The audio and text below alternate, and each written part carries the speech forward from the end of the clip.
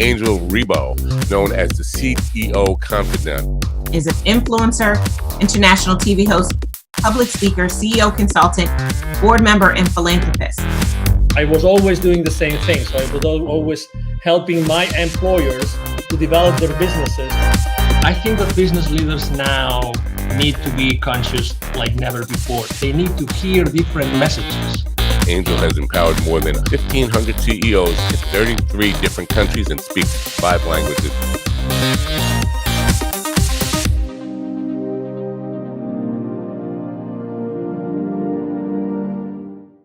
Hello, everybody. This is Angel Rebo, the CEO Confident, with another show of the CEO Confident TV. And we are here today again with Mr. Neville Jaffe, the executive educator. Hi, Neville. How are you? Good. How are you, Angel? Good to see you. Good to see you. So just to put things in reference so that you know, Neville is an executive trainer, executive educator. He's trained more than 20,000 C-level executives and business operators in large corporations for the last 25 years. I'm talking about companies like Hallmark Cards, Campbell's Soup, Constellation Brands, and many others.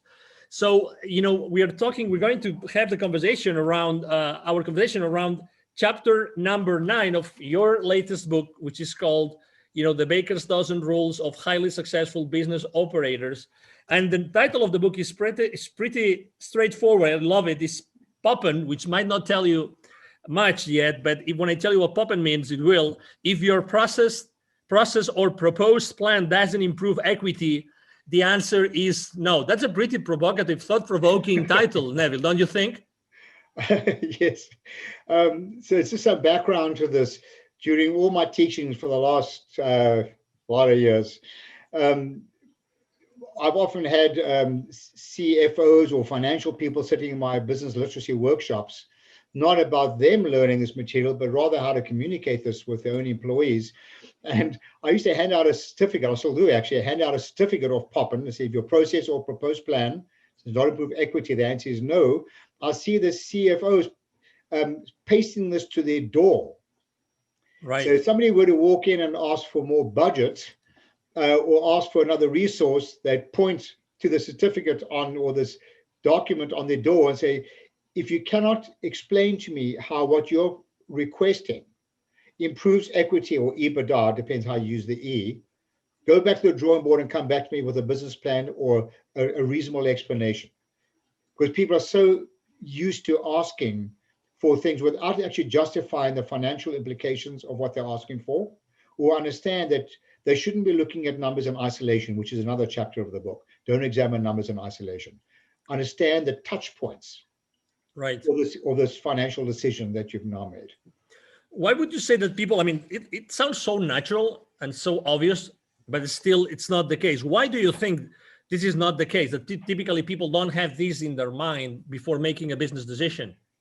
One word for it, Angel: naivety. Naivety. People are naive. People are financially naive. And I know the listeners have heard this expression before, but people don't know what they don't know. They don't know what they don't know. They never or rarely apply their mind to all the touch points, all the resources that are affected as a result of a decision. So, for example, someone in marketing may say, we're going to put out a marketing initiative. It's going to cost us $100,000. And we're going to increase revenue. Okay. So it happens to work. We increase revenue. Maybe it's a wonderful marketing campaign, but how many of the people in the organization, we're putting the CFO aside here, how many people in the organization actually have thought about what other resources are affected when revenues increase? Have they thought about how much volume you're going to sell when you step up a cost? Have they thought about the amount of cash flow that is required? Have they thought about the impact to profitability, which is affected with equity?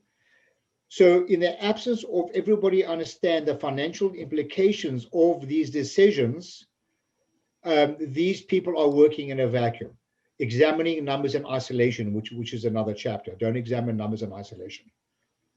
It was pretty shocking to listen to you when you said naivety, right? Because obviously there's so much money spent in education in corporate, right? So naivety. So have you actually tested or tried or asked, what would you say is the rate of financial illiteracy in corporations today? Oh my word, Angel, you know, we've polled people over the last almost 25 years using various methodologies. And according to our testing, I'm talking about non-financial people now, operators, whether it be executives, I'm including senior executives in companies, right down to grassroots. The average level of financial literacy is less than 40% at a basic level. Expressing this another way, the majority of people are 60% financially illiterate. Wow. I mean, you know how scary that is? Yeah, can you imagine how much profit is left on the table, if you will, by making financial decisions that have a financial implication and they don't even know it? How can the training that you deliver, right? The training that you've been delivering and that you deliver today, how can it help organizations to do a better job? So if you look at the framework on the top corner of my screen, you'll see that it says sustainable profits and cash flow. That's the reason why we're in business. It should drive sustainable profits and cash flow. Your investors don't really care that much about what we do. They really care about profits and cash flow in the end. But to do that, nobody can do it alone. So the objective of our education programs is to help. Well, first, let me go back one step. You'll see on the top, it says accountability. It's not reasonable to hold people accountable if they're not engaged in the decision-making process and if they're not educated. Right. It's just not reasonable. So it is incumbent upon the leadership of an organization to ensure, however they do this, to ensure that people are engaged in the process of decision-making, and that they are educated to understand the financial implications of the decisions, always pointing to the ultimate reason why we're in business, which is profits and cash flow. In the absence of which they are operating in a vacuum, and it is so dangerous. So according to your experience, what do you think makes the way that you've been training, you've been educating, business operators in the last 25 years, what makes it different? I think it's fair to say that there are many non-financial people that would rather have root canal without anesthesia than have to sit down and go through and learn about finance, accounting, anything related to the word finance. Herein lies the issue. It's because of that companies are not losing money, but losing the opportunity to have made so much more money by people being aware. This is not about turning people into accountants. It's not about debits and credits. It's got nothing to do with any of that. It's got to do with understanding the story behind the numbers on a set of financial statements, because that is all your shareholders care about.